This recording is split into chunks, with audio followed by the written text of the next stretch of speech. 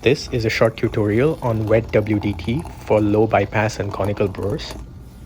Start off by pouring 4 to 5x by weight of your dose as bloom water. Use your WDT tool to stir the slurry aggressively to cause intentional fines migration. The amount of fines that migrate during the bloom will depend on your coffee and grinder and will also decide whether or not you need more Wet-WDT for subsequent pours. I like to pour to about 65% of total brew water by weight for my first pour. I then use the WDT tool to stir the grounds to cause more fines migration. I start off by gently scraping the bottom and making my way to the top of the bed. I find that giving it a gentle swirl usually flattens the bed, but if not, then I use the WDT tool to rake the bed and ensure that it's flat. I then pour the rest of my target brew water weight for my second pour. Also remember that the water streams falling from the shower screen cause some amount of fines migration.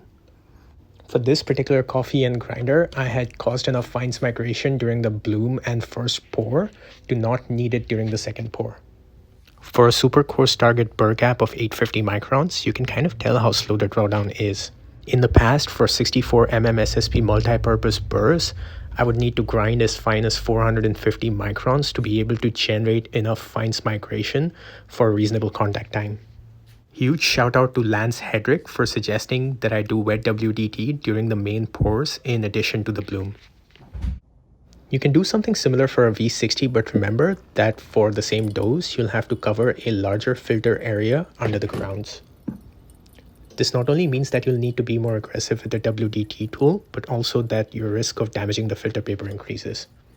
This is why for a V60, I went with the WDT tool that has a much smaller gap between the needles than the one that I used in a tricklet. This way I can agitate deeper parts of the coffee bed in a V60.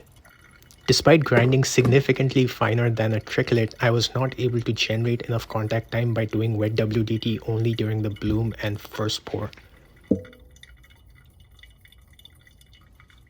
For this combination of coffee, grinder, and brewer, therefore, I had to do another round of Wet-WDT after the second pour to cause enough fines migration to ensure sufficient contact time for the final drawdown.